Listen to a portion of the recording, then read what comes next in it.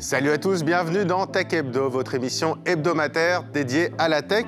Avec cette semaine au sommaire de l'IA, l'intelligence artificielle encore une fois, mais cette fois avec un problème inédit qui concerne la chanson. On peut désormais faire chanter n'importe quoi à n'importe qui et évidemment, on va le voir, ça ne plaît pas forcément aux maisons de disques. On vous présente également un accessoire assez original, un collier connecté pour chien, c'est imaginé par l'entreprise Invoxia et on en parle dans quelques minutes avec leur directrice générale. Et puis, on retrouvera Mélinda Davansoulas pour le produit de la semaine, ou plutôt les produits de la semaine. Et on vous prévient, on va parler réparabilité et on risque bien de vous faire bricoler un petit peu. Tech Hebdo, c'est parti.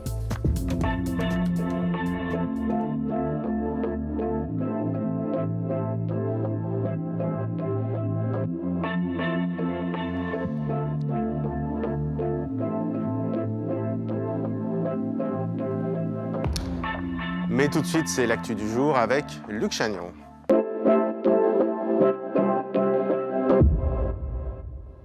L'actu avec Luc Chagnon de la rédaction de Tech & Co. Salut Luc. Salut Raphaël. Alors on va commencer avec l'IA, l'intelligence artificielle. On en parle beaucoup, mais il y a un nouveau problème, un nouveau petit problème, ou gros problème peut-être pour l'industrie musicale. C'est qu'on commence à voir des IA qui chantent et qui chantent avec des voix qu'on connaît bien. Et oui, parce que quand on parle intelligence artificielle, souvent on pense à la création d'images impressionnantes de réalisme comme Midjourney, on pense à la création de textes comme avec ChatGPT, mais il y a aussi de plus en plus la création de sons, de voix, et la possibilité de prendre une chanson. Par exemple, vous prenez une chanson chantée par un chanteur ou une chanteuse, vous lui dites « je veux qu'elle soit chantée par cette voix-là », et avec un peu d'entraînement et en quelques minutes, l'intelligence artificielle vous proposera la chanson modifiée pour correspondre à la voix que vous vouliez. Donc tu peux avoir du Jay-Z qui chante du Kanye West ou quoi. Enfin, voilà. Parce qu'on a eu pas mal d'exemples avec du rap, c'est pour ça que. C'est ça, oui. Justement, on a un petit exemple qu'on a trouvé sur YouTube de la chanson Wonderwall que tout le monde connaît, qui est reprise par un artiste pas exactement contemporain d'Oasis. On peut écouter, génial.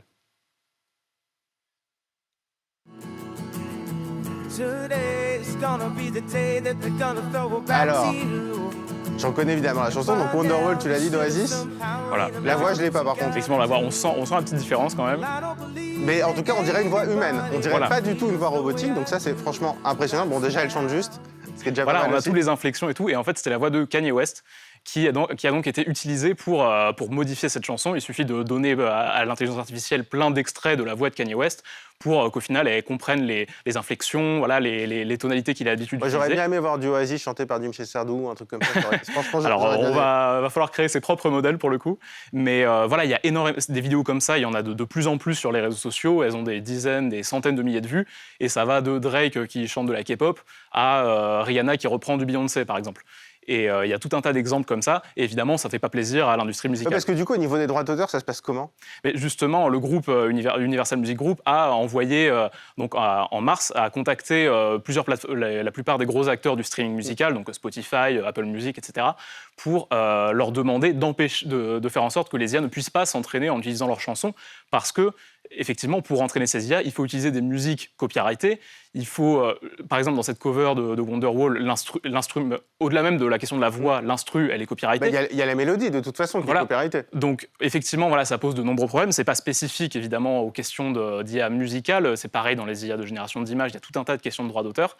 Et effectivement, alors on ne sait pas ce que les plateformes ont répondu à Universal Music Group, mais le groupe a assuré qu'il prendrait des mesures pour faire respecter les droits de ces artistes et les droits du groupe.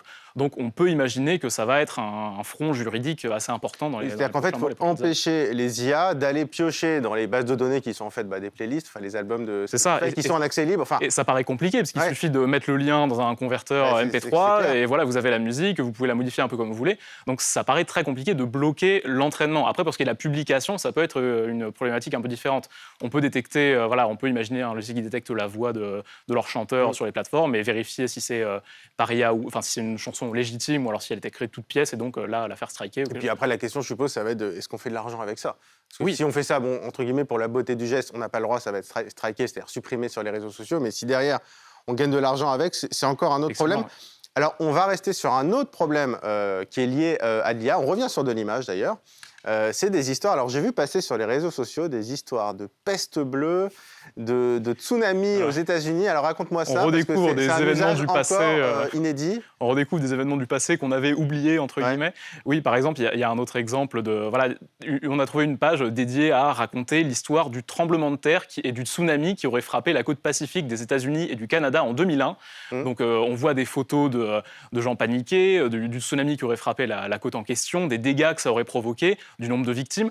Sauf qu'en fait, cet événement, il n'a jamais eu lieu. Malgré les photos parfaitement réalistes qu'on peut voir au premier coup d'œil, on a du mal à imaginer. Ça reprend même le style des photos d'époque, le grain des appareils. Oui, c'est-à-dire qu'en fait, en gros, c'est des internautes un peu imaginatifs qui créent des nouvelles. C'est un peu des dystopies, presque, c'est ça? C'est ça. Mais avec du mid-journée. C'est-à-dire qu'ils vont imaginer un drame, je sais pas, une catastrophe naturelle qui aurait eu lieu en 2000 aux États-Unis, un tsunami, et ils créent des images et ils vont raconter ça. Le problème, c'est que c'est pas toujours présenté comme clairement une fiction. C'est ça le problème. Effectivement, voilà, il y a plusieurs comptes qui sont dédiés, pour qui cette méthode-là, c'est un moyen comme un autre en fait de raconter des histoires. Voilà, comme il existe des livres, donc je crois que le terme exact c'est uchronie, voilà, un événement raconter un événement qui s'est pas passé. Oui, uchronie. Voilà.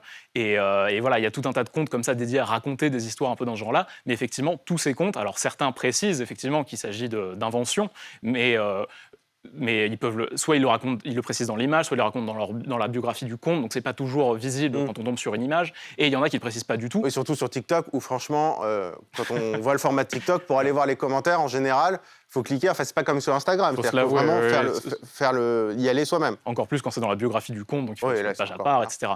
Et donc, effectivement, on peut imaginer dans 10, 15, 20 ans, 30 ans, quand les moyens de créer ces images-là seront encore plus réalistes et encore plus répandus, en tout cas vu le développement qu'on a pu constater ces derniers mois. Moi je dirais dans 6 mois, mais bon, quand tu dis dans 20 ans, moi je dis dans 6 mois. Mais effectivement, on peut se demander, déjà actuellement, on peut tomber sur des choses comme ça et se demander, mais alors est-ce que c'est vraiment arrivé? Il y a d'autres exemples qui montrent, d'autres comptes qui montrent par exemple Staline qui se serait exilé à Nice en 1925 après la prise de pouvoir d'un autre concurrent communiste. Enfin voilà, c'est tout un tas d'événements comme ça qui ne se sont jamais passés. Et quand ça reproduit effectivement le grain, on va dire, vraiment le style on peut imaginer que des internautes qui tomberaient là-dessus dans le futur auront du mal à distinguer le réel de la fiction. Oui, c'est-à-dire qu'en plus, tu as le compte, mais même si le compte explique clairement que c'est une fiction, rien n'empêche à quelqu'un d'autre, moins scrupuleux, de prendre l'image et de la publier ailleurs. Et quand on voit le nombre de théories complotistes qui sont créées avec rien, on imagine quand il y a des images, quoi. Oui, là, effectivement, là, il y aura une base encore plus concrète pour appuyer ce genre de scénario.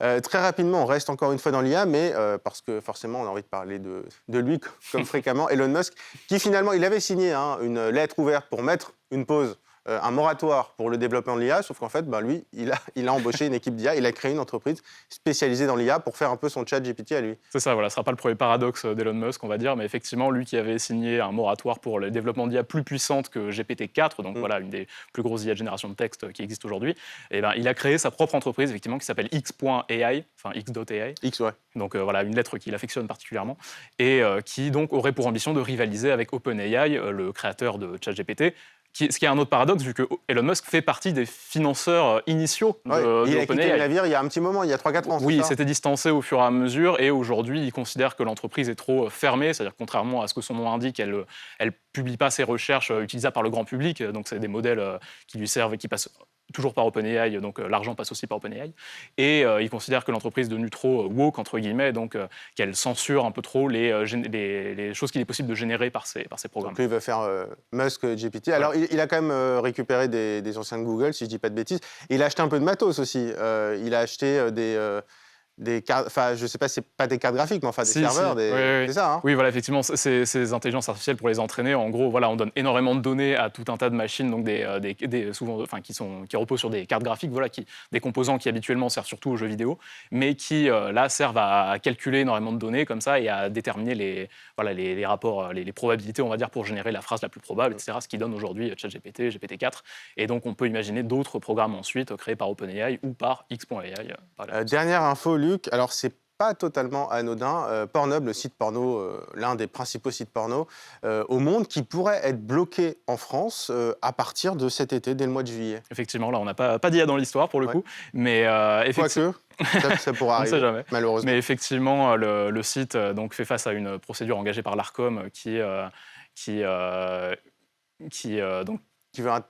en fait, le reproche Voilà, de ne pas oui. vérifier l'âge des internautes. Oui, voilà, Bon. effectivement. Le problème principal, donc ce pourquoi Pornhub et d'autres sites d'images pornographiques pourraient être bloqués cet été, c'est parce que voilà, il y a une procédure qui est engagée et que la décision est attendue pour le 7 juillet, parce qu'effectivement, les sites sont critiqués pour ne pas vérifier l'âge des internautes qui rentrent sur le site, sachant qu'ils ont pour obligation légale de confirmer que les internautes qui consultent les sites ont plus de 18 ans, Ouais, ce qui n'est pas fait aujourd'hui. Oui, alors c'est vrai, en fait, quand on arrive sur Pornhub, il y a juste un message d'avertissement. Est-ce que vous Voilà. promettez que vous avez plus de 18 ans? Il leur demande de vérifier l'âge des internautes, sauf qu'il n'y a pas de mesure technique qui existe pour le faire en préservant les données personnelles. Voilà, actuellement, si aucun site le fait, c'est d'un côté parce que c'est bien pratique pour eux, mais de l'autre, effectivement, c'est que il n'y a aucune technique. Une des techniques que le gouvernement envisage, c'est de faire en sorte, c'est de passer par ce qu'on appelle le tiers de confiance. En gros, on fait en sorte que l'internaute puisse confirmer sa majorité auprès d'un acteur qui n'a rien à voir avec le site d'image pornographique.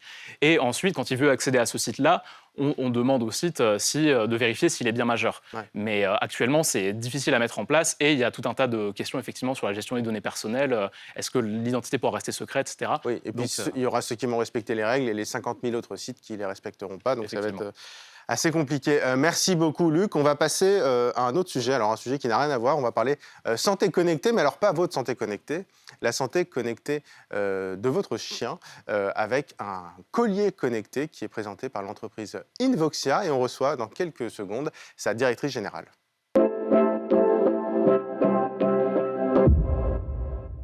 Et tout de suite, on va vous parler d'Invoxia, une entreprise française qui lance un collier connecté pour chiens. Bonjour Amélie Caudron.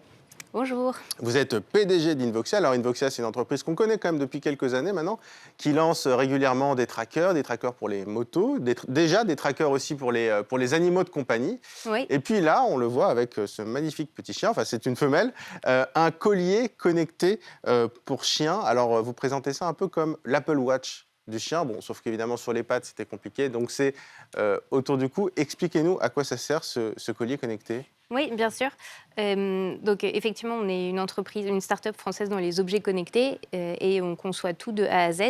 Et donc là, la grande nouveauté de ce qu'on vient de lancer commercialement, c'est un collier pour chien qui embarque pour la première fois un scan de santé cardiaque, en plus du suivi de santé et de suivi GPS.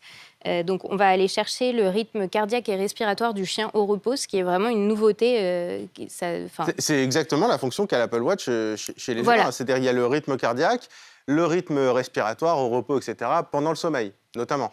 Oui, donc en fait, il y a un parallèle assez fort, effectivement, entre ce qui se fait en santé humaine avec l'Apple Watch, avec ce que fait Withings avec la ScanWatch, par exemple, en France, qui est qu'on est capable d'aller chercher des signaux de manière non invasive et régulière dans la vie quotidienne des patients et d'aller voir des marqueurs de maladies et donc d'aller vers de la médecine préventive au lieu d'être sur du curatif où on va voir des spécialistes une fois par an ou une fois tous les X ans, Et alors etc. vous parlez de Withings, Apple Watch, Withings, etc.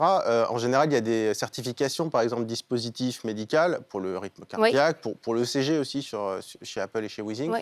Là, comment vous avez fait? Il y a des certifications comme ça aussi par des vétérinaires. Alors, je ne connais pas exactement l'équivalent pour les animaux de compagnie, mais il y a des certifications? Donc, on a créé nous-mêmes, la technologie, c'est une technologie qu'on a brevetée, donc pour aller chercher ce rythme cardiaque. J'insiste là-dessus, mais en fait, tout ce qui est utilisé en santé humaine aujourd'hui, c'est quasiment impossible à utiliser sur le chien à cause du poil. Oui, Donc, c'est les ce que j'allais trackers, dire, c'est plus compliqué. les capteurs optiques ou électriques, ça ne fonctionne pas.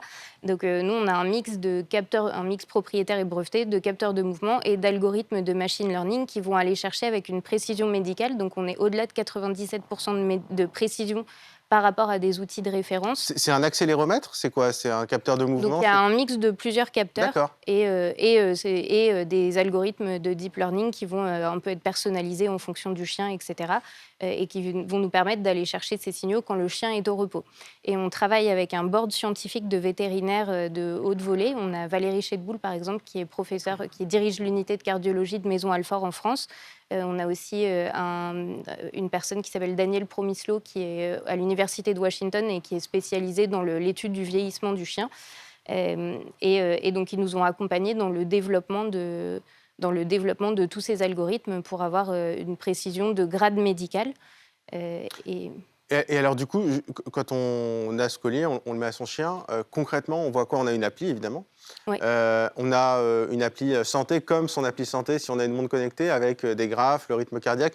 J'ai vu sur votre site aussi qu'il y avait une représentation un peu en 2D comme un nuage de la santé cardio-respiratoire. Ça correspond à quoi, ça? Oui, oui, oui. Donc, effectivement, donc on met le collier sur le chien et ensuite on va avoir automatiquement dans l'application, on va pouvoir suivre le rythme respiratoire au repos, le rythme cardiaque au repos et la signature cardiaque du chien, qui est en fait une représentation géométrique en 2D des battements du cœur du chien et qui fait l'objet de pas mal de projets de recherche qu'on s'apprête à lancer. Donc en fait, cette forme, elle va donner des indicateurs sur le niveau d'arythmie, par exemple, du chien. Donc chez l'humain, en fait, c'est utilisé en cardiologie humaine, cette représentation. Chez l'humain, les points vont être sur une diagonale s'il n'y a pas d'arythmie. Tous les chiens font un petit peu d'arythmie, mais en fonction du niveau de stress, en fonction des pathologies, la forme va changer. Donc on pense qu'elle contient des marqueurs intéressants sur le vieillissement du chien, sur les pathologies, etc. Et donc ça va être vraiment le sujet de ce qu'on cherche à construire, en fait. C'est d'en faire un outil de prédiagnostic. On le met sur un chien et on est capable de voir que par rapport aux valeurs habituelles pour une race, pour un âge, on est sur un chien qui aurait plutôt telle ou telle caractéristique. Et l'idée, c'est vraiment de permettre aux propriétaires du chien d'être alertés très vite en cas de changement. Donc j'ai des alertes qui s'affichent s'il y a un rythme inhabituel, parce que chez les humains, alors c'est vrai que les montres connectées, c'est évidemment pour les maladies cardiaques, mais heureusement, ce n'est pas quand même le quotidien. Le quotidien, c'est plus l'utiliser pour mesurer un peu ses performances sportives. Tiens, j'ai couru, j'ai fait 50 minutes avec tel battement. Bon, ça, pour les chiens, on ne va pas s'amuser, enfin, je ne sais pas. Alors, il y a des personnes qui sont dans la performance. Si leur chien est plus endurant et gagne en endurance. Mais j'imagine, c'est quand même surtout le côté santé. Donc là-dessus, on a des alertes qui s'affichent s'il y a un rythme cardiaque qui n'est pas normal. En gros, le propriétaire du chien va pouvoir visualiser l'évolution dans le temps de ces métriques, donc le rythme cardiaque et respiratoire au repos, qui sont encore une fois des indicateurs. En fait, le rythme cardiaque, on pense que le cœur, c'est un organe assez simple, juste une pompe qui envoie du sang dans le corps. En réalité, c'est un organe qui est extrêmement complexe. Et dans le rythme cardiaque, on peut trouver plein d'informations sur le stress, la douleur chronique, des problèmes neurologiques, des problèmes hormonaux de l'animal. Et donc, évidemment, la base, ça va être de suivre, apprendre à connaître les valeurs habituelles de mon chien ou de la race de mon chien, etc., pour vérifier que tout va bien. Et effectivement, aller consulter si je vois que l'une ou l'autre des métriques va augmenter de manière significative dans le temps. Mais demain, on va développer l'idée, c'est d'aller vraiment chercher ce qu'on appelle des biomarqueurs digitaux, qui vont être des indicateurs de maladies, de vieillissement. Et concrètement, ça peut être quoi, par exemple ? Ça peut être que dans les signaux qu'on interprète, on est capable de prédire, par exemple, qu'il y a un niveau d'arythmie qui est anormal, que là, la probabilité que l'animal ait telle ou telle pathologie est de temps, qu'il est par rapport aux autres individus de la même race. On arrive chez le vétérinaire presque en sachant un peu où chercher. Voilà, en fait, l'idée, c'est d'alerter. Un chien, en fait, ça va vivre une dizaine d'années. On va chez le vétérinaire une fois par an, c'est comme si nous, on allait chez le médecin une fois tous les 10 ans, quoi. Oui. Et là, le médecin peut aller faire un examen en profondeur. On a peut-être loupé tout un tas de choses qui font qu'on s'y prend trop tard. Le chien, en plus, n'est pas capable de communiquer, donc il va pouvoir masquer la douleur, les problèmes qu'il a. Et en fait, si on s'y prend trop tard, ça réduit fortement les chances de pouvoir administrer le bon traitement au chien et donc de lui permettre de vivre plus longtemps et en meilleure santé. Et alors, on retrouve une fonction qu'il y avait sur votre précédent tracker, qui était juste un tracker d'ailleurs, c'est la localisation GPS. Donc, on peut localiser son chien avec un GPS, toujours sur l'appli. Très rapidement, sur la batterie, ça se recharge comment? Tous les combien de temps? Alors, ça se recharge en USB-C et ça se recharge tous les 15 jours. Tous les 15 jours, OK. Voilà. Et alors, au niveau du prix, parce que c'est pas donné quand même, c'est 250 €. Oui, et il y a un abonnement avec. Et un abonnement, oui. Qui est obligatoire. Oui. D'accord. Donc, alors moi, j'avais calculé sur 15 ans, ça fait 2 000 €. Bon, sur 10 ans, du coup, ça fait un peu moins cher.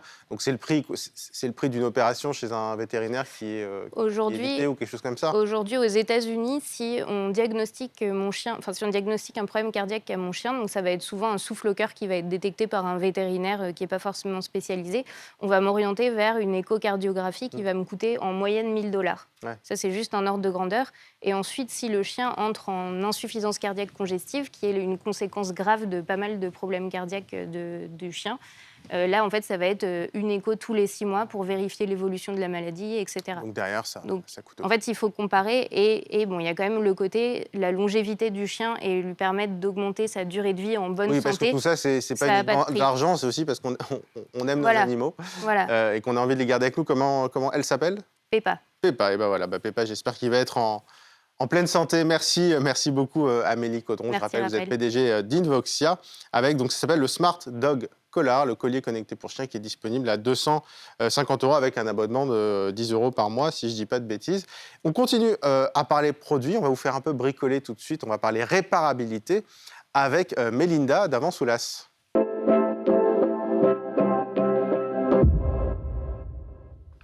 Et on retrouve le produit de la semaine avec Mélinda d'Avant-Soulas de la rédaction de Tech & Co. Salut Mélinda. Salut Raphaël. Bon, tu vas nous faire bricoler, là, d'après ce que je vois sur la table, avec un smartphone, le Nokia G22. On parle beaucoup de réparabilité en ce moment, c'est très important pour beaucoup de monde. On va parler, c'est même un thème très utilisé d'ailleurs par l'industrie. Mais donc Nokia qui sort ce G22, en gros, d'après ce que je comprends, c'est qu'on peut le réparer soi-même et facilement. Alors voilà, c'est pas le smartphone de l'année, on n'est pas dans la catégorie des ultra premium, je préfère prévenir tout de suite, c'est un smartphone qui vaut moins de 200 €. Mais il a plusieurs avantages. En fait, déjà, il peut être réparé. C'est-à-dire qu'on peut remplacer sa batterie, on peut remplacer l'écran s'il est cassé, on peut remplacer le port, par exemple, de la carte SIM, mais tout ça chez soi. Oui, on n'a pas besoin de l'amener chez un réparateur. Et non, c'est ça la grande nouveauté. Pourquoi ? Parce que pour aller avec ce smartphone, alors, smartphone tranquille, hein, c'est, comme je dis, c'est pas les grosses réparations. C'est moins de 200 €, donc c'est pas... Non, mais en même temps, enfin, tu vas nous l'expliquer, mais je suppose qu'on peut ouvrir le ben voilà, l'arrière et tout, quoi. Tu sais, comme avant, on pouvait faire, c'est-à-dire ouvrir l'arrière, changer la batterie. Alors aujourd'hui, les batteries, elles sont fixées, on ne peut pas les changer aussi facilement, c'est quand même bien dommage. Donc, on est obligé quand même de s'armer d'un petit kit avec tous les outils. En fait, Nokia a noué un partenariat avec iFixit, le célèbre site qui permet d'avoir tous les tutoriels pour réparer son smartphone, de quelle que soit la marque d'ailleurs. Le Yuka de la réparabilité. Le Yuka de la réparabilité, j'aime beaucoup. Tu mets une petite note et maintenant, ça devient de plus en plus important d'avoir une bonne note iFixit. Et aujourd'hui, en fait, on explique tout étape par étape et on commande les pièces qui nous intéressent. Nokia, ils ont simplifié les choses. Avec ce Nokia G22, il y a le kit assorti. On peut réparer. Alors, on ne peut pas tout réparer. On peut réparer la batterie, on peut réparer l'écran, changer l'écran, ce qui est quand même la panne, quand tu le fais la tomber, plus fréquente. Voilà. Mais tu as un écran qui est livré, tu as un deuxième écran qui est livré avec ? En fait, on commande ce petit kit et on commande la pièce sur le site d'iFixit. On a renvoyé. C'est pas livré avec ? Si, on commande tout en même temps. Oui, mais c'est pas dans le prix, ce que je veux dire. Il faut payer en plus. Alors, le téléphone vaut 200 €. Le kit, il est en plus. OK. Le kit, en gros, un kit comme ça, c'est 5 €.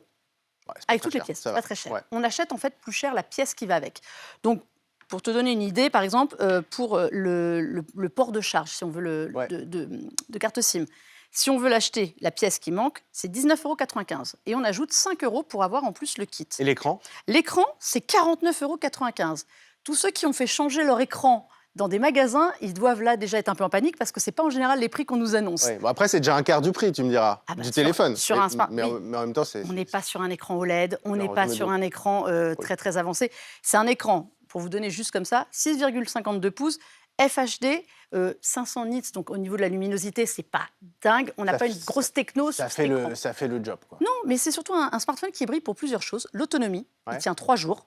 Quand même, en usage... Vraiment 3 jours ou... En usage standard. Okay. Voilà. C'est évidemment, si vous commencez à vouloir jouer, mais c'est pas fait pour, autant prévenir tout de suite. De toute façon, tu peux pas, donc comme ça, c'est réglé. Pas, c'est assez limité. Il a aussi une coque, il est pensé vraiment réparabilité. La coque, elle est en plastique recyclé à 100%. Ils ont fait un effort, l'emballage est en carton recyclé, enfin, ils ont vraiment pensé environnement. Et de loin, ça fait pas trop cheap. Non. Je trouve. Alors, il y a un peu les traces de doigts. Là. Oui, là, c'est... Il emmagasine vite les traces de doigts. Bah, désolée, c'est parce que j'ai essayé d'ouvrir. Mais c'est un super bon test, quand même, les traces de doigts sur un téléphone, en général. Mais globalement, esthétiquement, je trouve que ça passe. Il a l'air assez fin. Et tout, il est assez fin. Il ressemble à un smartphone dans cette gamme de prix-là. Il n'est pas extraordinaire, mais il fait le job. À moins de 200 €, on a des smartphones qui, en général, ont des atouts. Lui, c'est l'autonomie. D'autres, ce sera l'écran. On ne peut pas tout avoir pour ce prix-là. Mais on peut le réparer. Tu as testé ou pas ? La réparabilité ? Non, je l'ai fait faire. J'avoue que j'avais eu la présentation par Nokia pour regarder. Je fais partie de ces gens qui ont un peu peur quand même de réparer eux-mêmes. Moi, ça, tu me mets ça, je suis terrorisé. Je ne touche à rien. Parce que moi, je ne peux pas monter une chaise Ikea, tu vois. Donc tu n'achèterais pas le kit, tu ne demanderais pas le kit Apple pour réparer ton iPhone. De 800 kilos. Voilà, non, exactement. Non. Non, mais parce que ça, c'est vraiment une grosse tendance quand même de réparer, comme tu disais.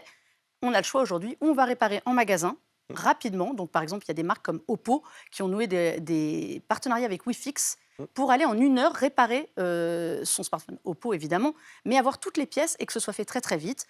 Apple a étendu son réseau d'opérateurs agréés, enfin d'agents agréés et de magasins. On peut aller à la Fnac, par exemple, réparer un iPhone très, très vite. Donc, il y a vraiment un souci de réparabilité. Sinon, vous pouvez acheter un Fairphone et avoir quelque chose qui est en kit et qui se répare facilement.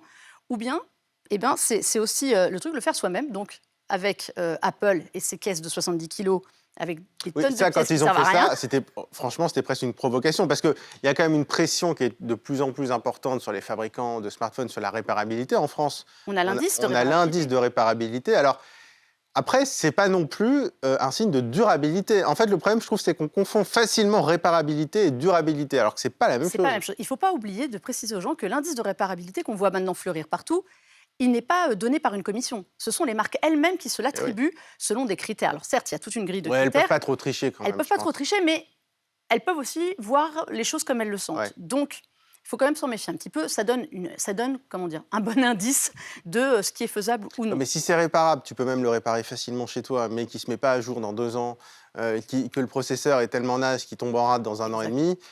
Ça, on peut pas. Tu peux le réparer, mais il s'allume plus. Enfin, tu vois ce que je veux dire ? Je trouve que c'est. Contrairement à un PC dont on peut changer les pièces, changer la carte mère, changer des choses pour le faire durer plus longtemps, changer le processeur, on ne peut pas changer sur un smartphone. Donc, on va à l'essentiel, ce qui est déjà pas mal pour avoir une durée de vie un peu plus longue. Mais en effet, l'aspect logiciel ne changera pas la donne. D'où l'importance quand même d'avoir ces kits-là. Alors, Samsung le fait aux États-Unis pour ses Galaxy smartphones et tablettes. On espère qu'un jour, ça ira au-delà des États-Unis, parce que ça reste quand même une bonne idée, ça reste facile. Mais je trouve que c'est presque, à mon avis, bon, évidemment, quand son smartphone est cassé, c'est un peu embêtant. Mais il faut presque le prendre comme une sorte de loisir aussi, parce qu'il y a un côté un peu ludique. Il vaut mieux. Non, mais il vaut mieux pour garder ses nerfs. Non, mais parce qu'en vrai, l'immense majorité des gens qui ont besoin de réparer leur smartphone, ils vont le faire. Oui, mais ce qu'il faut, c'est que ce soit fait à proximité, et que ce ne soit pas une galère. C'est ça qui est important. Là, ce qui est bien, c'est qu'il y a tous les tutoriels. C'est-à-dire que vraiment, si vous êtes courageux, que vous voulez le faire, c'est étape par étape. Tout est expliqué, il y a des vidéos, des images. Pour les plus courageux, honnêtement, je pense que c'est simple. Là, ils promettent de pouvoir changer un écran en moins de 5 minutes. Donc, on est vraiment sur quelque chose qui ne doit pas être compliqué, qui doit être facile, qui n'y ait pas des manipulations trop complexes. Parce que le problème chez Apple, par exemple, c'est que les manipulations sur un iPhone 13 ou 14, même si le 14 a été pensé réparabilité dans sa construction, il faut quand même y aller de manière très minutieuse. Donc ça, la promesse, c'est 5 minutes. 5 minutes. On peut le réparer. Alors, tu sais ce qu'on va faire ? Tu vas t'engager à le faire. On va faire une vidéo pour Tech & Co. La pression. On va faire une vidéo, un article sur la plateforme Tech & Co. Et tu vas nous montrer si tu peux le réparer en moins de 5 minutes. Oh là là, la pression. Quelque part, si tu arrives à le réparer aussi, c'est que ça montrera que le truc, c'est bien foutu quelque part. C'est bien fait. Voilà. Bon, merci beaucoup, Mélinda. Merci beaucoup de nous avoir suivis dans Tech Hebdo. On se retrouve, la semaine prochaine, évidemment, vous retrouvez Jérôme et François. Je suis sympa, je leur rendrai la place. À très vite.